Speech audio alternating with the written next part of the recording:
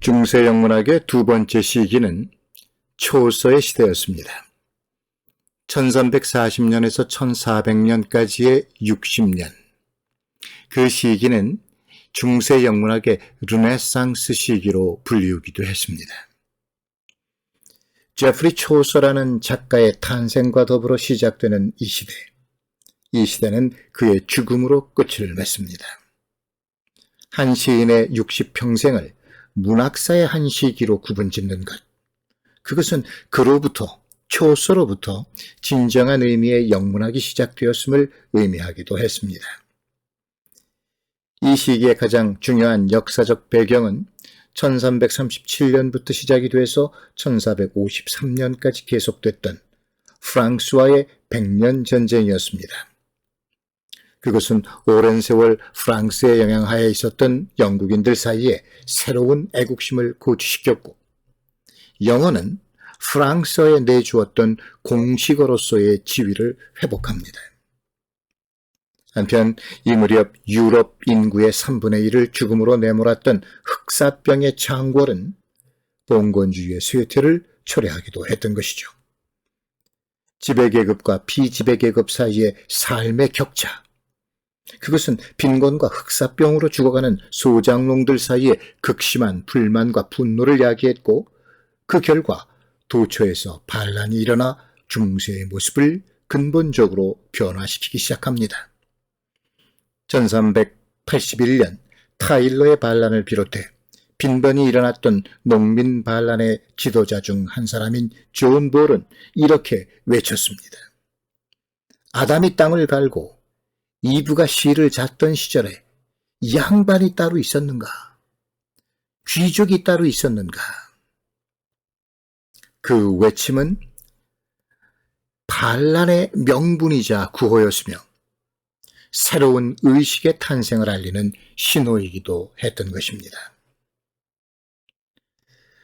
이 시기는 전례 없는 경랑의 시대였지만 봉건주의가 쇠퇴하고 상업이 번성하면서 아직 본격적이지는 않지만 서서히 중산 계층이 대두되기 시작합니다. 그것은 또한 중세의 몰락, 기사도의 몰락을 의미하기도 했죠. 이로써 이 시기는 급속한 진보의 시기이기도 했고 르네상스의 조짐이 태동되는 그런 시기이기도 했습니다. 그러나 무엇보다도 중요한 것은 노르만 정복 이후 300여 년간 지속된 프랑스의 영향에서 벗어나 영국은 영어로 써진 자신만의 문학을, 새로운 문학을 시작할 수 있었던 것입니다. 그리고 그 시대에 등장한 작가가 초서였습니다. 하지만 이 시대에 초서라는 작가만 있었던 것은 아니었습니다. 영어로 복음서를 번역한 종교개혁가 존 위클리프, 초서에 절친한 친구로 도덕적이고 정치적인 글을 썼던 존 가워, 그리고 여행가로서 이국적인 여행기를 쓴 존 맨더빌 등도 초서의 동시대 작가들이었습니다. 하지만 이 시대에 가장 두드러진 작가는 윌리엄 랭글랜드라고 하는 작가였습니다. 그는 농부 피어스 the Plowman이라는 작품을 남겼는데 알레고리 기법이 사용된 작품이었습니다. 그래서 등장인물의 이름이 Holy Church, 성교회라든가 Repentance, 회개, Fraud, 부정, Bribery, 뇌물, Flattery, 아첨, Learning, 학식, Conscience, 양심, Reason, 이성, 이런 따위였습니다. 이러한 개념들을 의인화하는 것, 그것이 바로 알레고리의 기법이었던 것이죠. 또한 농부 피어스는 꿈 이야기, 즉 드림 비전의 형식을 갖춘 서사시이기도 했습니다.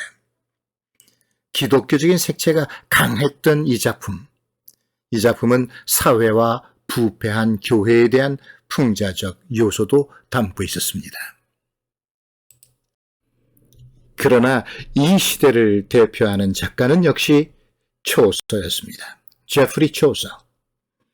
그는 중세의 인간과 사회를 사실적으로 묘사했고 인간의 위선과 타락에 대해 위트와 유머가 넘치는 글을 간결하고 일상적인 문체로 남기기도 했던 것이지요. 초소의 생애는 3기로 나뉘게 됩니다. 30살이 될 때까지의 첫 30년은 프랑스의 영향을 받았던 시기로, 이때 프랑스시 장미 이야기 로망 드 라 로우스를 영어로 번역했습니다. 사랑의 알레고리인 이 작품의 첫 1700행은 원작에 더해서 초서가 영어로 썼다고 합니다. 이 시기 초서는 블랑쉬 백작 부인의 죽음, The Death of Duchess Blanche라는 극시를 쓰기도 했는데, 이 작품은 초서의 후원자였던 존 오브 곤트 백작의 아내가 죽은 것을 애도하는 내용이었습니다. 두 번째 시기는 이태리의 외교관으로 파견되어 그곳 작품의 영향을 받은 15년간의 기간이었습니다. 이때 그는 이태리 소설가 보카치오의 사랑에 빠진 자라는 작품을 각색한 트로일러스와 크리시드라는 작품을 쓰기도 했습니다. 보카치오는 단편 소설집 데카메론으로 근대소설의 아버지로 불리는 작가입니다. 마지막 시기는 영국으로 돌아와 영어로 본격적인 작품 활동을 한 때로, 그의 캔터베리 이야기는 바로 이 시기에 탄생한 것이었죠. 캔터베리 이야기는 서문인 프롤로그와 24편의 이야기로 구성이 돼서 다양한 계층의 삶을 보여주고 있습니다. 당시 영국에서는 대성당이 있는 캔터베리로 순례를 떠나는 경우가 많았습니다.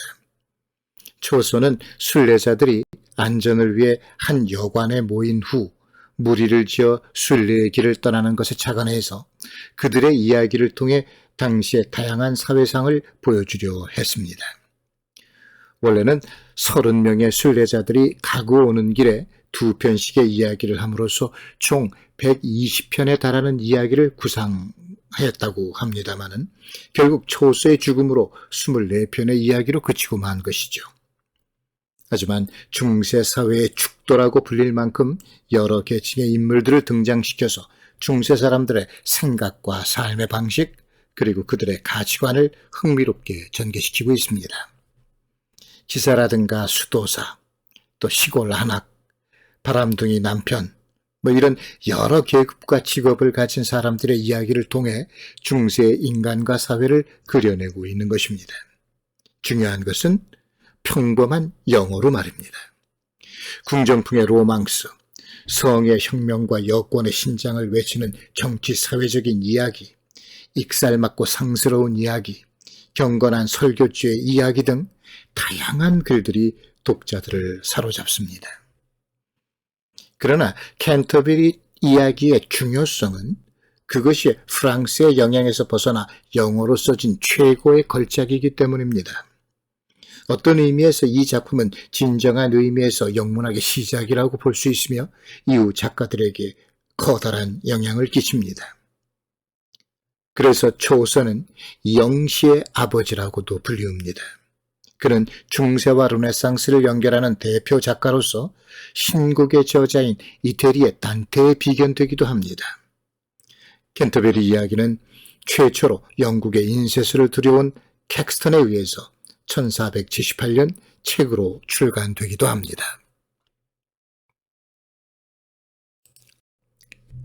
캔터베리 이야기의 프롤로그 서문의 앞부분을 함께 읽어보겠습니다. When April with its showers sweet, the drought of March has pierced to the root, and bathed every vein in such liquor, from whose virtue is engendered the flower. When Zephyr too with his sweet breath has quickened in every farm and field the tender sproutings, and the young sun has in the ram his half-course run, and small birds make melody, that sleep all the night with open eye. So nature goes them in their hearts. Then people long to go on pilgrimages, and palmers to seek strange shores, to far-off shrines known in sundry lands.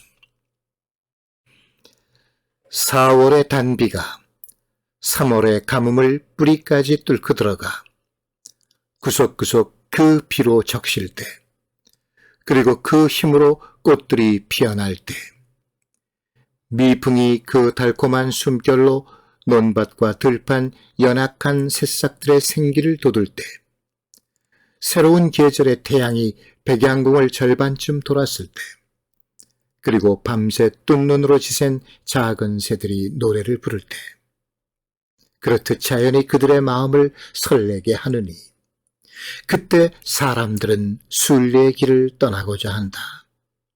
낯선 해안을 찾아 헤매는 순례자들, 방방곡곡 알려진 저 먼 성지들로. 순교자 토마스 베케트의 성지인 캔터베리 성당을 향한 순례의 길, 그 순례의 길에 오르는 여행객들이 한 여관에 머뭅니다. 위의 구절은 작품의 시작인 서막의 첫 부분으로 순례가 이루어지는 4월, 봄철 모습을 시적으로 그려내고 있습니다. 자연의 행위를 묘사하는 뚫다, pierce, 피우다, engender, 생기를 돋우다, quicken, 설레게 하다, goad 등의 동사들은 새로운 탄생의 자극을 보여주고 있습니다.